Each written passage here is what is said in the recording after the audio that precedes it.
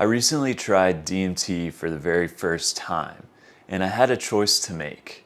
Do I start low and go slow, or do I go full send and aim for a breakthrough? I ended up choosing the breakthrough option, but something funny happened, and I got the starter experience instead. So I'm going to explain to you what actually happened and why I'm not disappointed at all. DMT is without a doubt the most hyped and mythologized psychedelic of all time. Nicknamed the spirit molecule, it's earned a legendary status in the psychedelic world. A big part of that is thanks to Terence McKenna, whose tantalizing tales of otherworldly dimensions populated by machine elf creatures that sing objects into existence helped to spark the legend of DMT. And if that wasn't strange enough, you're back on Earth and ready for lunch in 20 minutes. And it's not just Terrence. Everyday psychonauts have ventured into this realm and returned with stories and visionary art that push the boundaries of even our wildest fantasies. Even as an experienced psychonaut with dozens of trips under my belt, this one made me nervous. But before we get into that, I want to tell you the funny story of how DMT came into my life. In psychonaut circles, there's this idea that you always hear, this myth that when the time is right, DMT will come to you. It'll fall into your lap. Given the wild and unexpected synchronicities that I've had with psychedelics, I bought into this idea, so I waited. Years go by and DMT never magically appeared for me. I did have one opportunity that came and went where a friend offered to guide me. He said that we were going to do 2 trips. One would be 35 milligrams and then the next would be 45. And so that got me leaning towards this idea of doing a test run first. But the stars weren't aligned. When I finally hit him up to do it, he told me he didn't have it anymore. That opportunity came and went. More time passed, still nothing. Eventually, I got impatient and I declared to the universe, I'm done waiting, I'm gonna seek this out. And the moment that I declared that, my friend texts me and he says, yo, I got some DMT. So in the end, it did manifest in a synchronistic way, but only after I stopped being passive about it. It's funny how things work sometimes. That's what we like to call the cosmic giggle at play. It was my friend Kenny who got it in the form of a vape pen. We agreed to do it together for the first time and watch over each other's bodies as we take turns. We kept tabs on possible days to do it, but the timing kept falling through. As you gain experience as a psychonaut, you develop a kind of sailor's intuition. You stick your finger in the air, feel the wind blowing, and decide if it's sound to set sail. But here's the tricky part.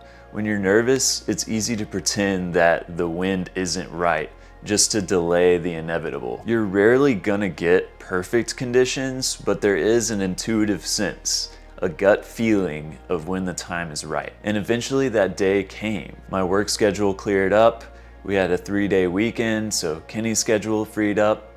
It was time. I was nervous, not scared that I was gonna have a bad trip, but just full of anticipation.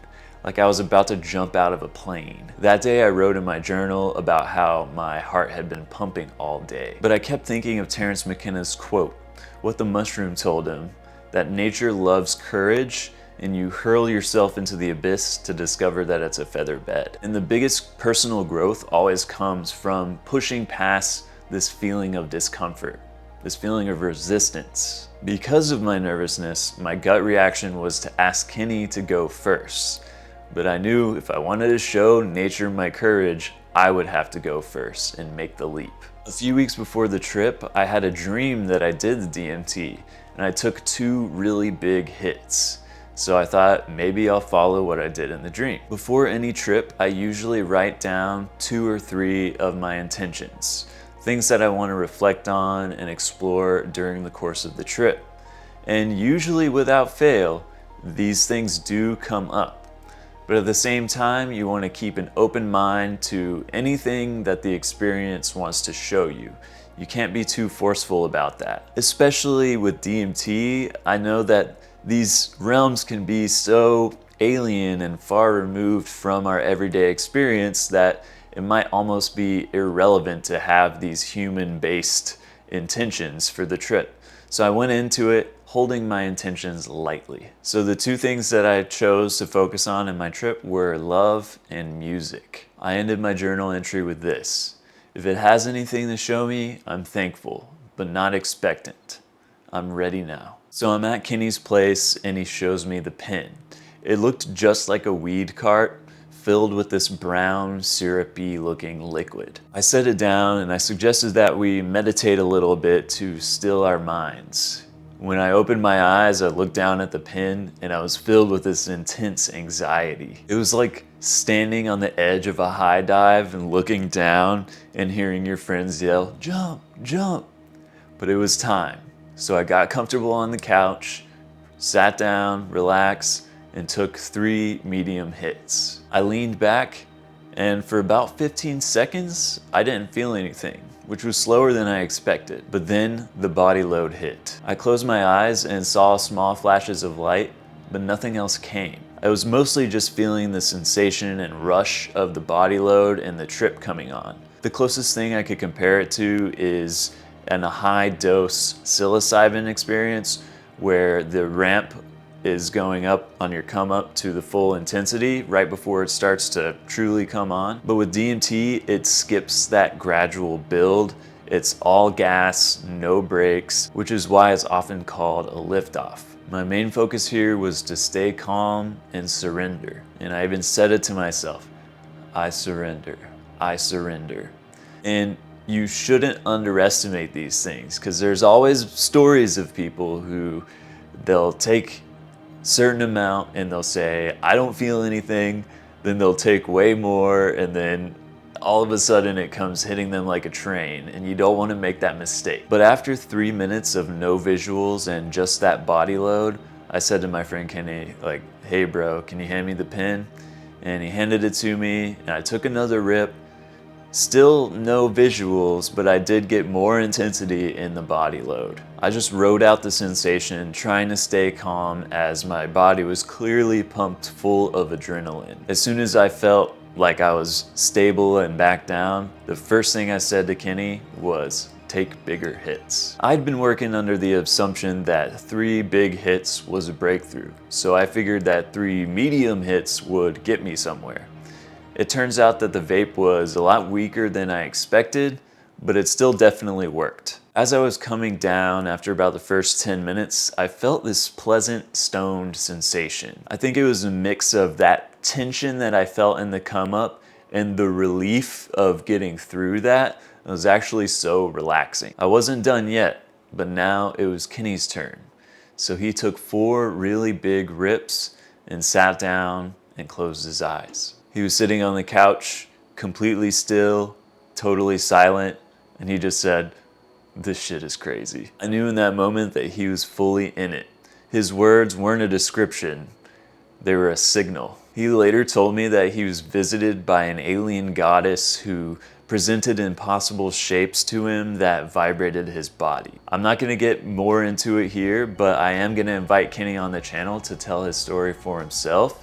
So if you want to hear that, definitely stay tuned, subscribe to the channel and all of that. When he came down, we both knew that we were going to do it again. I remember seeing a video of my fellow psychedelic YouTuber Kaleidoscope Eyes doing DMT, and then after she came down, she went back in and did it again. So I knew it was a thing you could do. I had overcome my resistance. I was ready to go back in. Overcoming that first hurdle gave me a boost of confidence and a sense of calm. But that wasn't the only thing keeping me grounded. I had actually taken a Blue Lotus extract capsule by my friends in Minnesota Nice. Minnesota Nice carries a really awesome selection of plant and fungal medicines. They're really well known for their Amanita muscaria, but they also have things like Blue Lotus, Canna, and a bunch of really other cool stuff. It's an operation run by like-minded psychonauts like you and I. It's ethical, sustainable, community focused, and I couldn't recommend them more. So if you want to try one of those, just use the link in my description and use my code SAUCE and you'll get 10% off, and maybe you can try it before your next journey. So back to the story. It was time for round 2.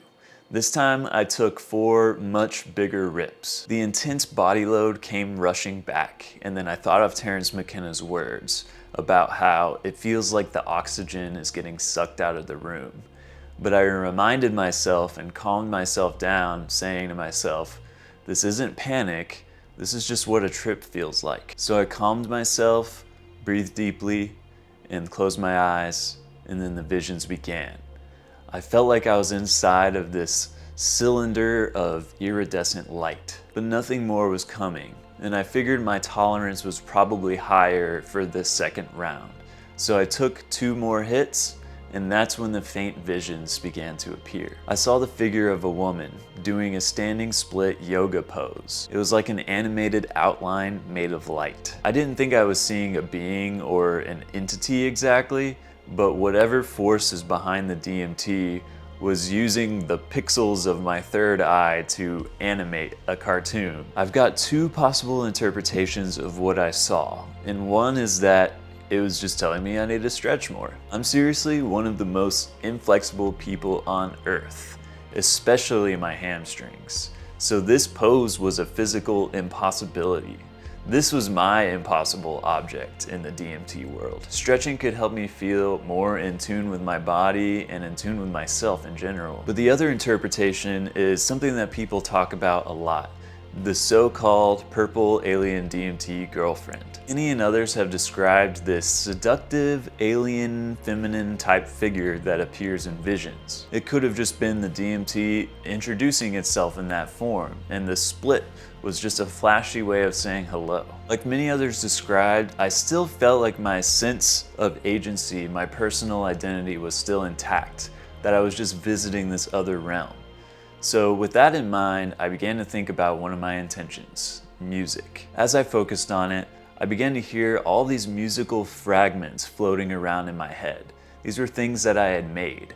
It was like I was getting a scan of my musical essence. And I really believe that these trips synthesize the contents of your consciousness. They take all the information inside and reflect something back that is meaningful and personal to you. And it's fascinating to think that mushrooms and DMT could be acting as some kind of alien intelligence, scanning you before showing you visions. Then a new vision emerged. I saw these organic, maze-like patterns. They all emerged from this thread that was on the left. Each maze was emanating from a single point, and each pattern was this organic, unique pattern, almost like how every thumbprint is different. Instinctively, I knew that these mazes were my songs, all emanating from a single source, some kind of spinal column of creation. I got the sense that making songs was like the same way that a tree might generate infinite patterns on its leaves. And that this wasn't just a metaphor. These songs were biological pattern making, using the same fractal engine that's behind nature's endless forms. And because it's a natural process, these forms are infinite and inexhaustible. The music and patterns of art that we create are literally infinite. This is one of those things that you might have known it in the abstract, like, yeah, we're a part of nature and everything we do. But what psychedelics are really good at doing is taking these things that you know and making you feel them and experience them in a visceral, face-on way. And in that moment, I realized that every song was a kind of thumbprint created by this cosmic engine. So then I asked to the DMT, so what's the lesson? And I heard an answer in my own voice, but it sounded like it was coming from the outside, that said that you can fucking do it. Overcoming the fear was a breakthrough in itself, albeit still in this dimension. Even if I didn't burst through the chrysanthemum, I'm not disappointed at all. This was like my astronaut training, my own personal Apollo 8. Humans didn't land on the moon the first try. They did tests going further and further and spinning the astronauts' bodies in these centrifuges to simulate the force of the G-forces that they would experience in a launch. That's what this was for me, a full body load DMT drill to test if I can go through this experience, and I can't. So now this tells me that I'm ready for much deeper exploration. Now that I know how short and survivable it is, deeper exploration feels really doable. And I think because the dose was lighter, the lessons in the trip were actually usable in the human realm. If I would have gone any deeper, they might have been too alien to really bring anything back that is relevant. Like with Kenny's trip, one of the other things he saw was that he witnessed the birth of this like cosmic alien insect. And when he came back, his takeaway was like, bugs are cool, I guess. I'll have him on the channel soon to describe that whole story, so definitely subscribe and hit the bell if you want to be notified when that comes out. After the trip, I felt amazing. Colors were vivid, and I just felt super in tune with being a part of the web of nature. I went for a walk, sat in the grass, and just soaked in the glory of existence. This experience reminded me that everything we humans do, music, art, and even the unnatural stuff, is all part of nature expressing itself. And that means that an infinite, playful, life-giving pattern generator is backing you up. So go make something. If you want to hear more trip reports, including some of my friends' DMT stories, check out the playlist on the screen.